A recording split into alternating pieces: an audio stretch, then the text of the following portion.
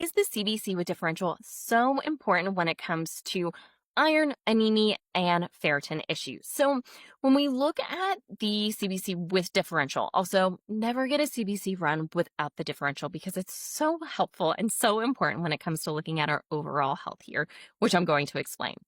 So, when we look at low ferritin levels, especially, inflammation is one of the things that greatly impacts ferritin levels. And so, the white blood cell count and RDW from optimal standpoints, which optimal and the lab ranges are two very different things, let alone your optimal levels. So, all of those things need to be taken into account.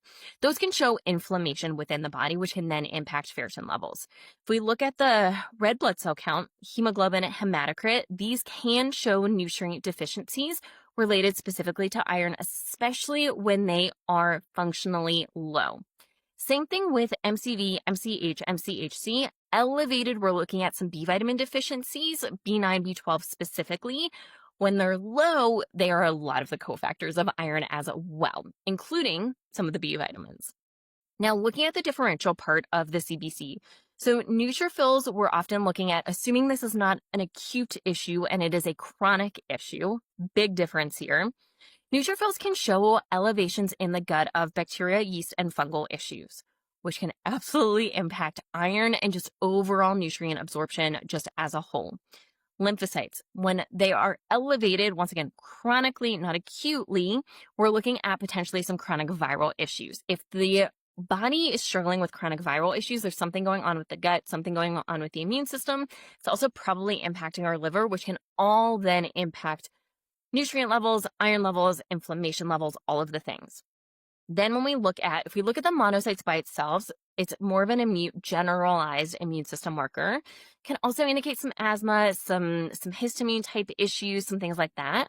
However, if we look at the relationship between monocytes, eosinophils, and basophils, this is one of the best ways to look at parasite overgrowth issues, obviously coupled with symptoms and overall symptom history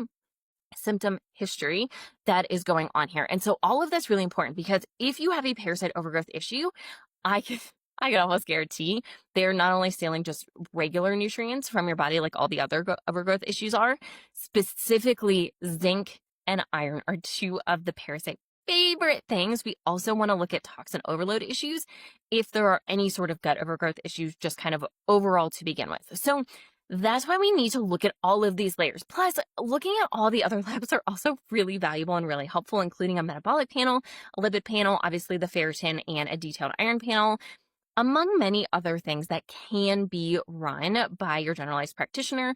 And it's just learning and understanding how to interpret and how to read this and apply it depending on the person, their symptoms, and their health history, because all of it matters. So if you need help, if you're tired of feeling fatigued all the time, if you're tired of being told you have anemia issues, iron issues, and you're just tired of symptom managing all of this, book a free consult with us. There's a link in our bio.